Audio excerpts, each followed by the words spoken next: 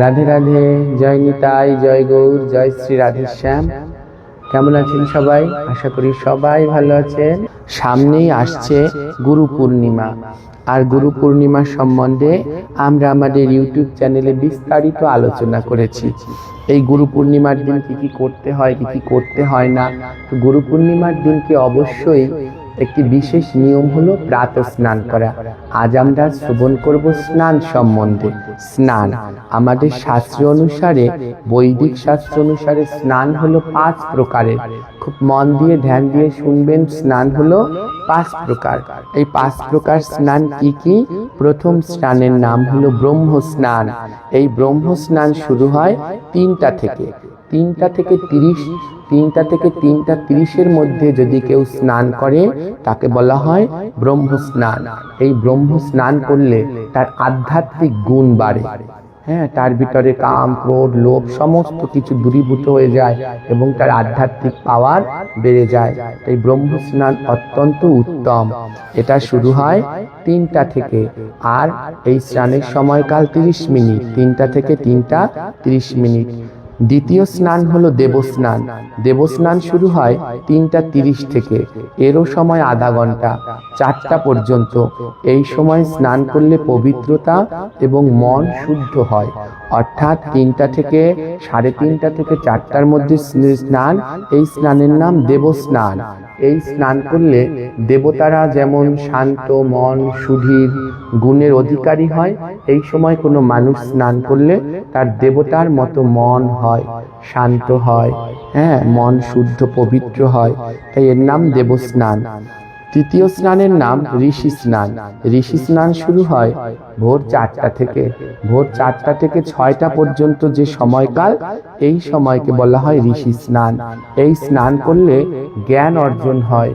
হ্যাঁ, এবং সকলকেই উচিত এই বাকি 2 প্রকার স্নান, ব্রহ্ম স্নান এবং দেবস্নান না পারলেও অন্তত ঋষি স্নান 4টা থেকে 6টার মধ্যে স্নান করতে হয়।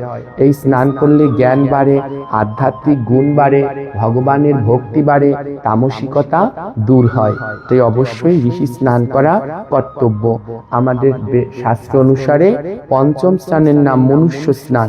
মনুষ্য স্নান শুরু হয় 6টা থেকে 8টার মধ্যে। 6টা থেকে শুরু করে 8টার মধ্যে যে স্নান, একে বলা হয় মনুষ্য স্নান।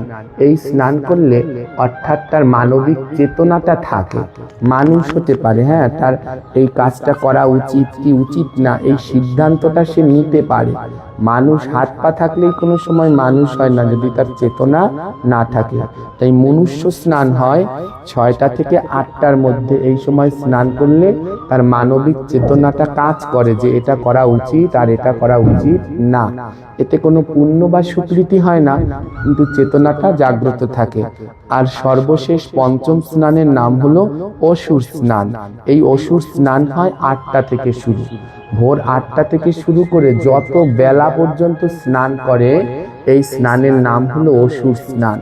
অর্থাৎ অনেকেই আছেন 8টা, 9টা, 10টা, 11টা পর্যন্ত ঘুমায় এবং তারপরে ঘুম থেকে উঠে স্নান করে, অথবা 8টার সময় ঘুম থেকে উঠলো, 9টার সময় ঘুম থেকে উঠলো, স্নান করে না, স্নান করে 12টা 1টার সময়। এই যে স্নান করে, এই স্নানের নাম অসুর স্নান।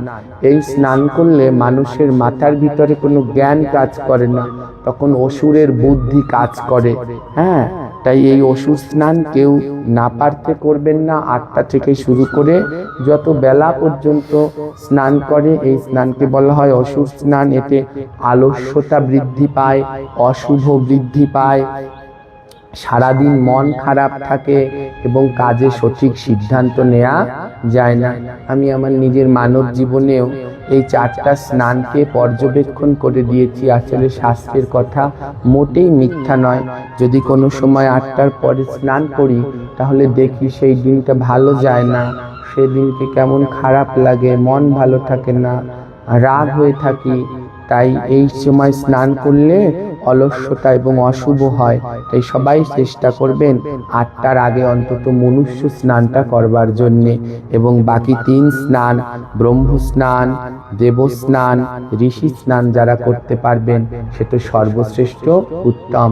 তাই আসুন সবাই অন্তত আমরা ব্রহ্ম মুহূর্তে স্নান করি এবং প্রতিদিন ভগবানের মঙ্গল আরতিতে অংশগ্রহণ করি, প্রতিদিন হরে কৃষ্ণ মহামন্ত্র 16 মালা জপ করি, সার্থক মানব জীবনকে আরো ধন্যাতি ধন্য করে তুলি।